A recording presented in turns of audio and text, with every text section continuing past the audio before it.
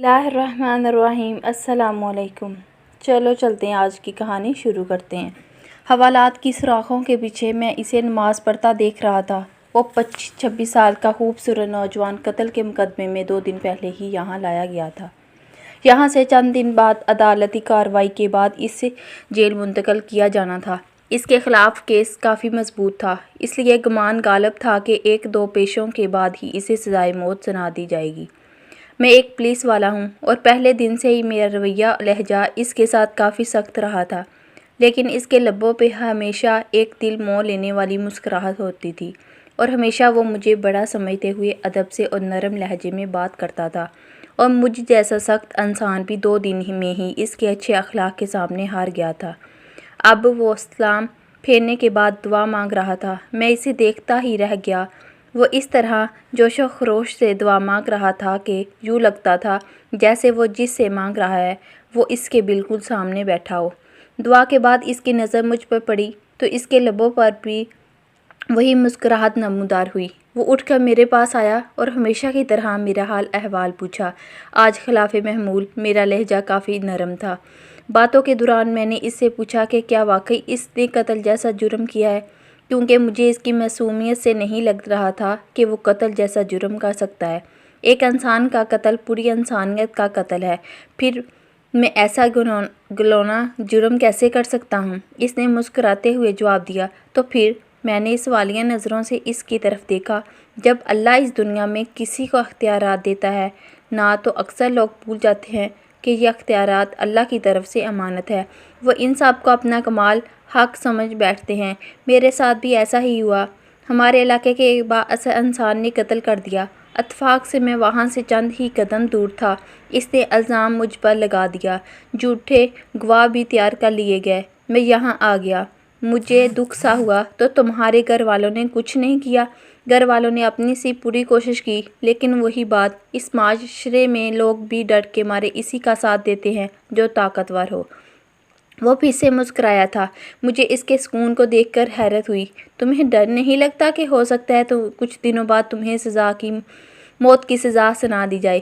انشاءاللہ مجھے کچھ نہیں ہوگا۔ میں نے اس کے آگے اپنی عرضی مرضی رکھ دی، جس کے سامنے بڑے سے بڑے بادشاہ کی بھی کوئی حیثیت نہیں۔ اس نے اس پر یقین لہجے میں جواب دیا۔ میں نے پھر سوالیہ نظروں سے اسے دیکھا۔ اس نے پر یقین لہجے میں جواب دیا۔ میں نے پھر سوالیہ نظروں سے اسے دیکھا۔ میں اپنے رب کی بات کر رہا ہوں۔ اسے میری بے گناہی کا علم ہے اور وہ مجھے کچھ نہیں ہونے دے گا۔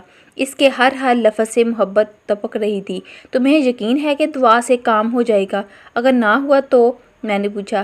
جب اس نے مانگا جاتا ہے نا، تو پھر شک میں نہیں پڑتے کہ وہ قبول کرے گا قبول نہیں کرے گا، بس سب کچھ اس پر چھوڑ کر انتظار کرتے ہیں۔ اس کے لہجے میں یقین ہی یقین تھا۔ میں بس اس کے چہرے کو تکتا رہ گیا کہ اس سے پہلے اللہ پر اتنا یقین شاید ہی کسی میں دیکھا ہو۔ 3 دن مزید گزر گئے۔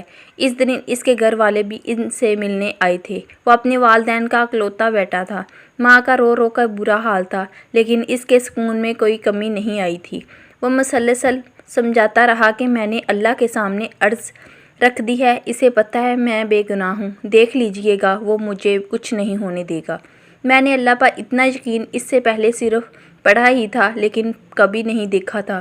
میرے دل میں اب اس کے لیے عقیدت کے جذبات پیدا ہونا شروع ہو گئے تھے۔ شاید اللہ کی محبت ہوتی ہی ایسی ہے جو پتھر دل کو بھی پگھلا دیتی ہے۔ اور پھر جب سے اسے عدالت میں پیش کیا جانا تھا، اس سے 1 دن پہلے ہی عجیب واقعہ ہوا۔ جس شخص نے اسے خود قتل کر کے الزام پر لگایا تھا، وہ اپنی بیوی اور اکلوتے بیٹے کے ساتھ گاڑی میں کہیں جا رہا تھا کہ اسے ایک خوفناک حادثہ پیش آیا، جس کے نتیجے میں اس کی بیوی اور بچہ تو موقع پر ہی جاں بحق ہو گئے، جبکہ اسے شدید زخمی حالت میں ہسپتال منتقل کیا گیا۔ کافی گھنٹوں بعد ہوش میں آنے کے بعد اسے بیوی اور بچے کے مرنے کی خبر ملی تو اس کی حالت اور بگڑ گئی۔ اسی جاں کنی کے عالم میں اسے کچھ یاد آیا۔ اس نے چیخ کر قریب موجود ڈاکٹر کو اس کی ویڈیو بنانے کا کہا۔ بار بار اسباب ڈاکٹر نے نرس کو ویڈیو بنانے کا اشارہ کیا تو اس نے ویڈیو میں بڑی مشکل سے اپنے جرم کا اعتراف کیا اور اس نوجوان کو بے گناہ قرار دے کر ہاتھ جوڑ کر معافی بھی مانگی۔ اس نے ڈاکٹر سے وعدہ لیا کہ وہ یہ ویڈیو ضرور پولیس اسٹیشن لے جائے گا۔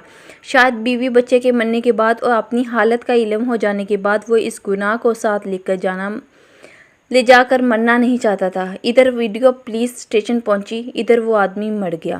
آج عدالت میں اس کی پیشی تھی۔ عدالت کے سامنے اس کی بے گناہی ناقابل تردید ثبوت ویڈیو کی شکل میں موجود تھا، لہٰذا اسے باعزت بری کر دیا گیا۔ میں کمرہ عدالت میں کھڑا کم سم سا سوچ رہا تھا، اللہ ان بندوں کی جو صحیح معنوں میں اس پر ایمان لاتے ہیں، ان کی ایسے بھی مدد کر سکتا ہے۔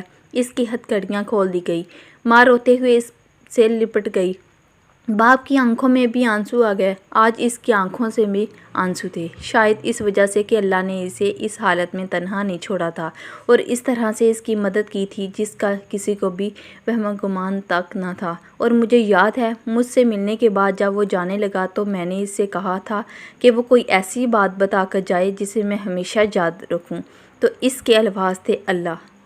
تو اس کے الفاظ تھے اللہ اللہ کو یاد کرے۔ اگر میری ویڈیو پسند آتی ہے تو لائک کریں، میرے چینل کو سبسکرائب کریں، بیل آئیکن پریس کریں تاکہ میری آنے والی ویڈیو کا نوٹیفیکیشن آپ کو ملتا رہے۔ اوکے، اللہ حافظ۔